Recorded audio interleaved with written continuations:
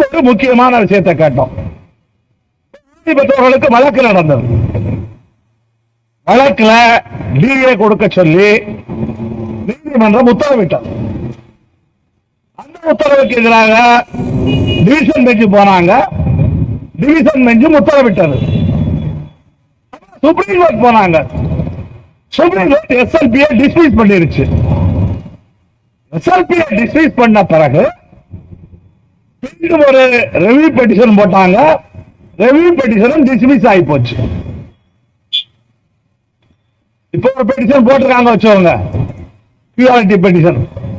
நிச்சயமா வரப்போறதே கிடையாது. ஆனால் இதற்கு இடையில் நீதிமன்ற அவமதிப்பு வழக்கு நடக்கும். நீதிமன்ற அவமதிப்பு வழக்கில் நீதிபதி சென்ற வாய்தாவிலே என்ன சொன்னார்? சென்ற வாய்தாவில் என்ன சொன்னார்னா 3000 கோடி ரூபாய் அரியர்ஸ் இருக்கிறது. இந்த 3000 கோடி ரூபாய் அரியர்ஸை எப்போது தருவீர்கள்? எத்தனை தவணையில் தருவீர்கள்? எத்தனை தவணையில் தருவீர்கள்?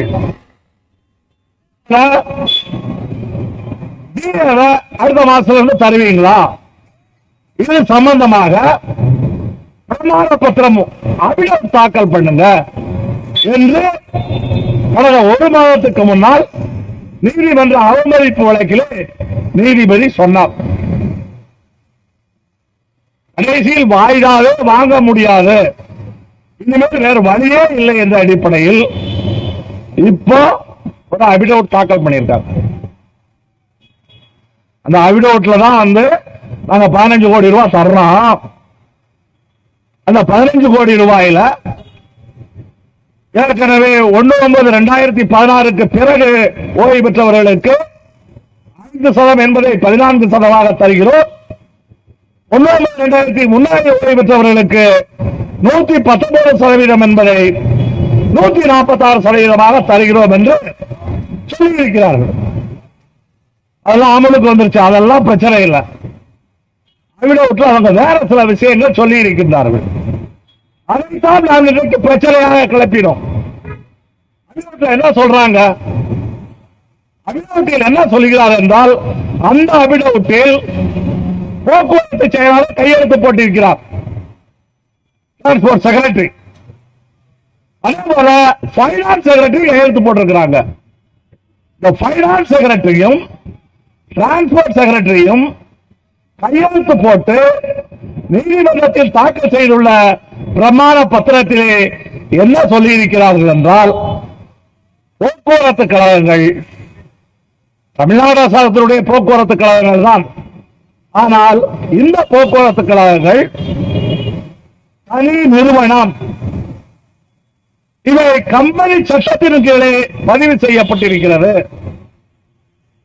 இவர்களுக்கு தனி நிர்வாக ஏற்பாடுகள் இருக்கிறது.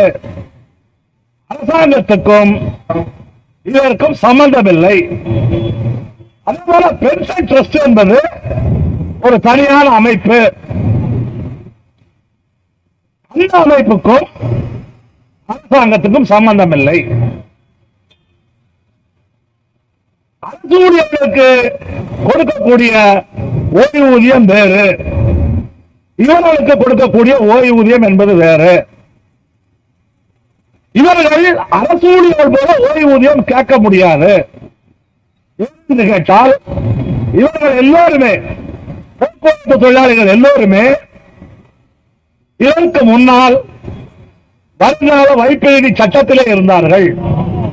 அந்த வருங்கால வைப்பு நிதி சட்டத்திலே 12% நிர்வாக பங்கு, 12% தொழிலாளி பங்கு. இந்த வருங்கால வைப்பு நிதி சட்டத்துக்கு பதிலாகத்தான் இந்த ஓய்வூதிய திட்டம் அறிவிக்கப்பட்டது. இதில் நிர்வாகம் போடக்கூடிய 12% பங்கை வைத்துத்தான் இந்த ஓய்வூதியத்தை கொடுக்கின்றோம். இது அரசு ஊழியர்கள் போன்ற ஓய்வூதியம் அல்ல, இது கான்ட்ரிபியூட்டரி ஓய்வூதியம், இது ஒரு பங்கு திட்ட ஓய்வூதியம் அப்படின்னு அந்த ஆய்வுல சொல்லி இருக்கிறாங்க. சொல்லிவிட்டு மேலும் என்ன சொல்கிறார் என்றால், இந்த ஓய்வூதிய திட்டம் 1998 ஒப்பந்தத்தில் இருந்து அமலுக்கு வந்தது. அந்த ஒப்பந்தப்படி 1998க்கு முன்னாலே பணியில் இருந்தவர்களுக்கு இது வில்லிங்னஸ் விருப்புரிமை அதோட நிறுத்திக்கிட்டான். அதுக்கப்புறம் சொல்லல. அதுக்கப்புறம் என்ன இருக்குது, 1998க்கு பிறகு உள்ளவர்களுக்கு கட்டாயப்பட இருக்குது. அப்படி அந்த 2 வார்த்தையை நிறுத்திட்டு எனவே பங்களிப்பு ஓய்வு திட்டம் அப்படின்னு அதுல சொல்லியிருக்காங்க.